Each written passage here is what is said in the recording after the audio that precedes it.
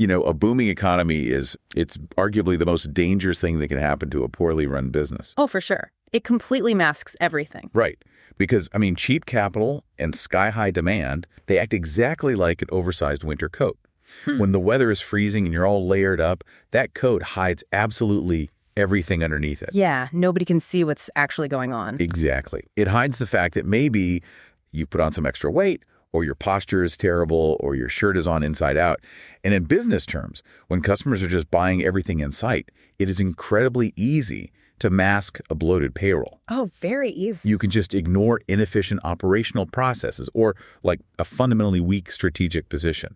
But, and here's the catch, when the economic climate finally changes, when things get tight and that oversized winter coat has to come off, all of those hidden vulnerabilities are suddenly exposed for the entire world to see. Yeah, and that is a very painful moment for a lot of companies. It really is. So, welcome to the deep dive. Today, we are tearing into Stellipop's blueprint for crisis-proof scaling.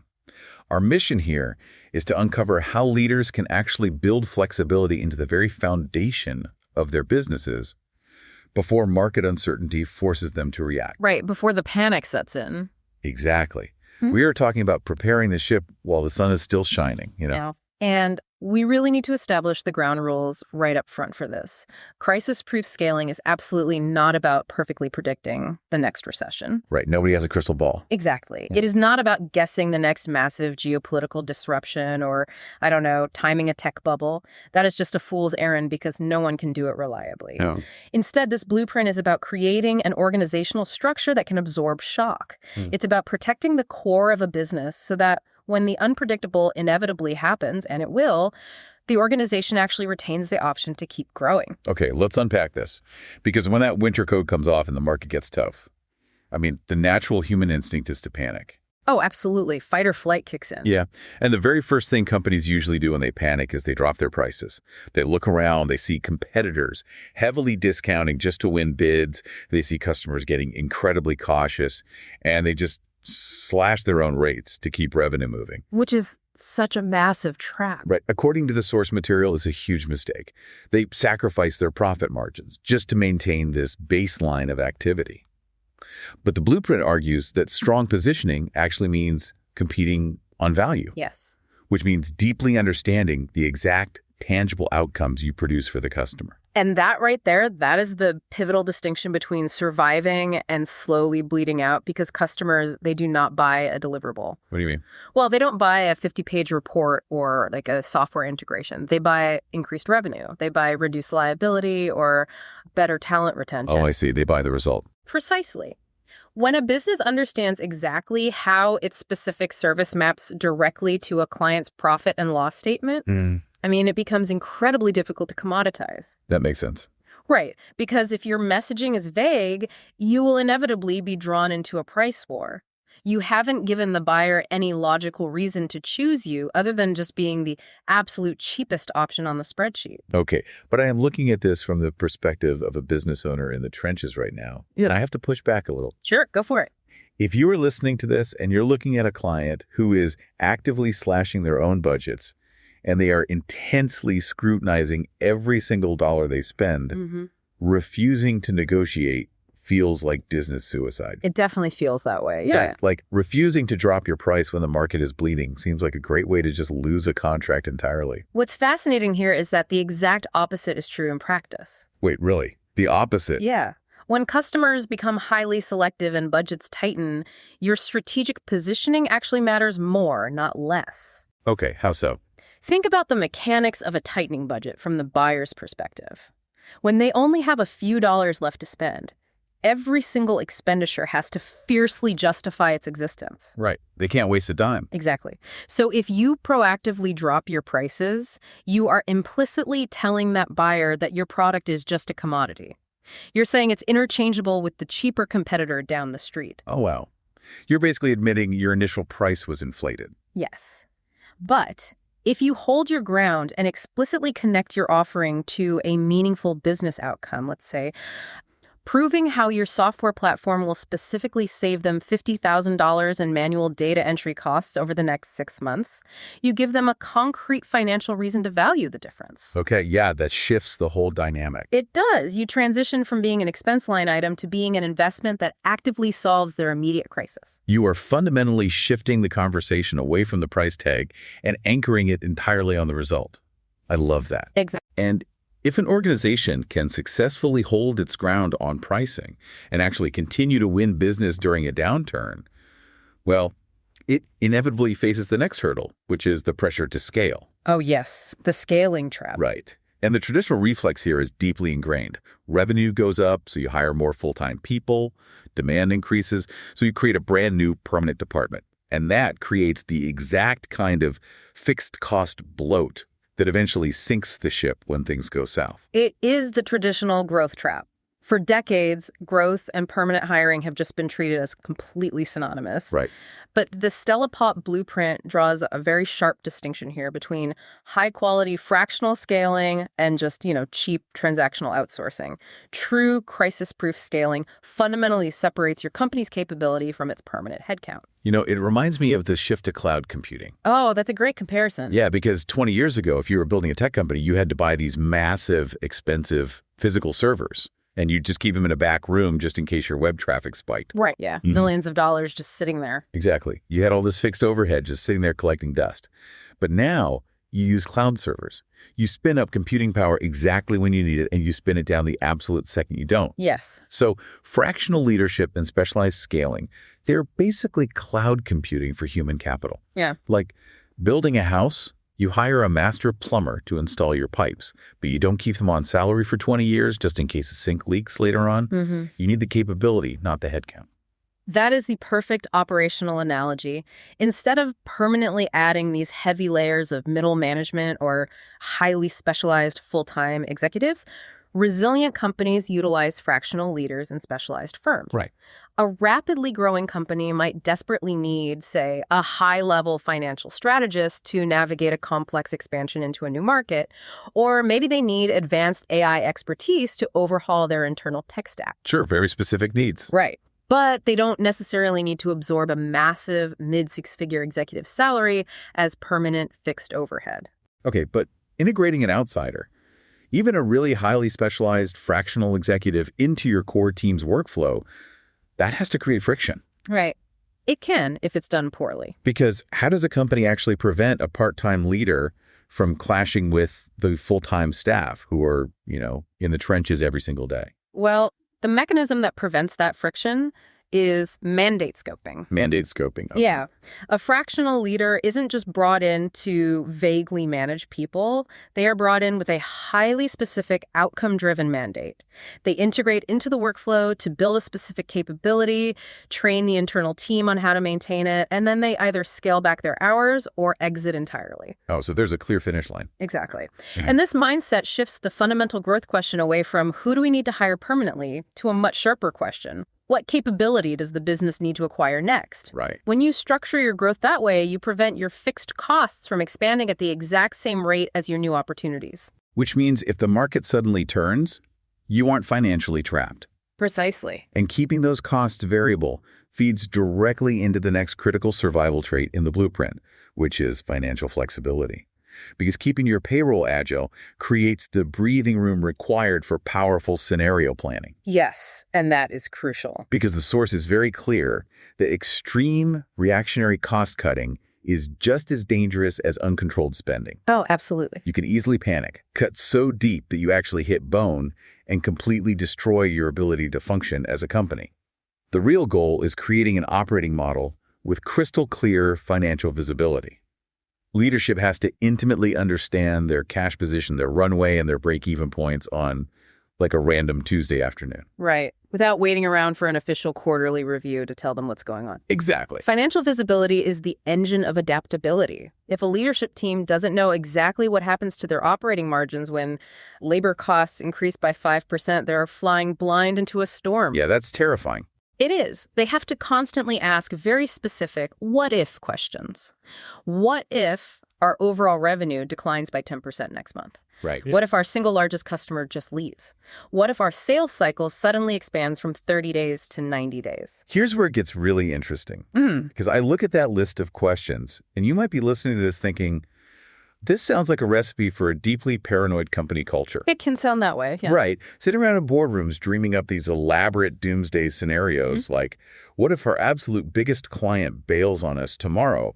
Doesn't that risk paralyzing a leadership team with anxiety instead of focusing them on growth? If we connect this to the bigger picture, we have to look at the crucial operational difference between worrying and planning. Okay. Scenario planning is not about trying to predict the future with a crystal ball. It's about giving your leadership team predetermined, pre-approved options. Oh, I see. Because when a crisis hits, the absolute worst time to try and invent a complex survival strategy is when you are in a state of sheer panic. Yeah, because everyone's prefrontal cortex just shuts down and they react purely on emotion. Precisely. But if you have already modeled what a 10% revenue drop looks like on a dashboard, and you have already identified exactly which 3 variable vendor contracts you will pause and which fractional roles you'll scale back to part-time, you remove the panic entirely. Right. The decisions are already not made. Exactly. You don't freeze in terror. You simply pull the lever on the play you already designed when you are calm. It completely replaces paranoia with preparedness. You are removing the cognitive load of decision-making during an emergency. I love that. But of course, you cannot plan those scenarios accurately without solid data. No, you need good inputs. Right, which brings up the next logical question. Where does a business actually get reliable intel during a crisis? Because it isn't coming from expensive, lagging market forecast reports. Usually those are weeks or months out of date. Exactly. According to the blueprint, the most vital data comes directly from the people who are already paying you. Yes. Customer retention. You see, during massive economic expansions, businesses naturally become completely obsessed with acquisition. Right, getting new logos? Yeah, it's all about the thrill of the hunt. Capturing new markets, expanding into new territories.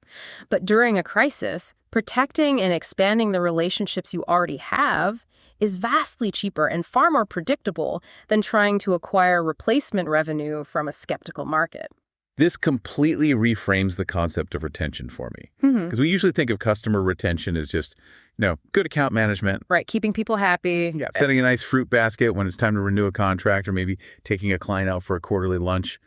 But this text is basically reframing retention as active market espionage. I love that phrasing, espionage. Yeah, you're using your existing clients as an early warning tripwire for broad industry shifts. It is arguably the most valuable intelligence gathering a company can perform. I mean, think about the mechanics of it. Your existing customers are out there operating in the real world. They are experiencing the micro-tremors of market changes long before those trends show up in a macroeconomic newsletter. They feel the subtle shifts in consumer purchasing behavior, or they experience new struggles with staffing, or maybe they suddenly get hit with supply chain cost pressures. So how does a company actually operationalize that? Right. Because it can't just be an account manager asking, hey, how are things going on a routine Zoom call. No, absolutely not. It requires hijacking your standard check-ins and turning them into strategic intelligence briefings. Okay, so what does that look like? Leadership or senior account managers need to sit down with existing clients and ask highly targeted questions like, what new pressures is your executive team facing this quarter? Or how have your board's priorities suddenly shifted? Oh, so really getting into their internal strategy. Yes. And by doing this, you accomplish 2 massive things at once. First, you ensure that your own business is still actively solving the specific problems that matter most to them right now. Which locks in your value. Exactly. And second, you are gathering real-time, ground-level market intelligence.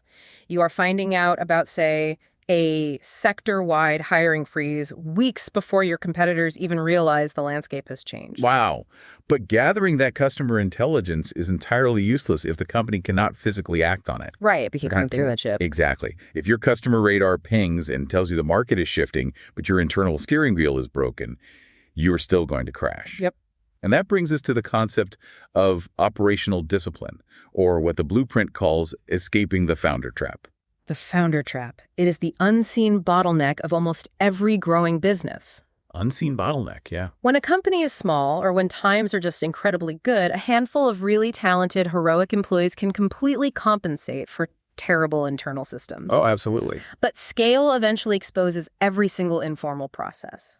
If your operational process depends entirely on veteran employees just like remembering how things work because they've been there for 5 years, decisions will slow to an absolute crawl. We've all been there. Trying to search through 6 months of informal Slack threads at 11 p.m. on a Thursday just to figure out who actually has the formal authority to approve a $5,000 software license. It is a complete nightmare. It really is. And that is exactly why a truly resilient organization meticulously builds defined responsibilities, documented workflows, highly repeatable sales processes, and explicitly clear authority on who makes what decisions. Okay, I have to play devil's advocate here. I'm looking at this structurally, and it feels like a bit of a paradox. How so? Well, the entire ethos of dynamic modern growth, especially in startup culture, is to pride yourself on moving fast and breaking things. Sure. Doesn't sitting around writing dry instruction manuals for how to process a client request just kill that momentum? Doesn't heavy documentation actually slow you down? This raises an important question, and it is a trap a lot of visionary leaders fall into. Oh, yeah. They fundamentally confuse structure with red tape.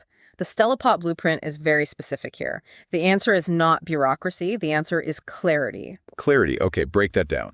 Good systems actually allow a business to move vastly faster because everyone implicitly knows exactly how work gets done and where decisions belong. Right. Because nobody is wasting 3 days trying to figure out how to get a proposal approved. Exactly. And if we tie this back to the customer radar we just discussed, if you suddenly realize you need to pivot your entire product offering next week to meet a new market demand, you physically cannot turn the ship if no one understands how the engine room operates in the first place. Oh, that makes total sense. If roles are ambiguous, a pivot just creates massive internal chaos. Clarity of process is the absolute prerequisite for speed. So structure doesn't trap you. It actually gives you the traction to sprint. Precisely. And when a company has all of these, unglamorous fundamentals locked into place, when they have value-driven pricing, cloud-like fractional human capital, rigorous financial triggers, an active customer radar, and a crystal-clear engine room, they unlock what feels like an ultimate superpower during a crisis. It really is a superpower. They actually get to play offense while every single one of their competitors is forced into playing defense. It is the final and often most overlooked component of crisis-proof scaling. Right. Because when massive uncertainty hits the market, the default reaction for the vast majority of organizations is to freeze completely. Just lock everything. Yeah. They slash their marketing budgets to zero. They halt all internal innovation. They put a hard freeze on all hiring. They essentially turtle up and try to just weather the storm. Yeah. And while they are completely paralyzed by fear and all those fixed costs we talked about, massive openings are created for structurally sound businesses. What does this all mean? If we look at the mechanics of this, it completely flips the traditional script on its head. It does. Instead of battening down the hatches and praying to simply survive the storm, this blueprint suggests the storm is actually the absolute best time to go on a strategic shopping spree. Exactly. Because of that widespread market paralysis, exceptional talent suddenly becomes available because weaker companies are doing layoffs. Oh, right. Competitors reduce their advertising presence, which means your own marketing dollars go further and you can capture market share for a fraction of the usual cost. Entire categories of business can be aggressively repositioned, but, and this is key, this is all anchored back to the core concept of the source material, optionality. It's having the chips to play when everyone else is folding. Yes. It is not about making wild, reckless bets just because the market is down. It is about having the fundamental structural strength to selectively and strategically pursue the right opportunities while your competitors are entirely bogged down managing their own bloated survival. It is the ultimate flex. You are accelerating forward while everyone else is just trying not to drown. That's exactly it. So, to bring this all together for you listening, crisis-proof scaling is fundamentally not about predicting the future. No one has a crystal ball. Nope. It is entirely about mastering the deeply unglamorous fundamentals.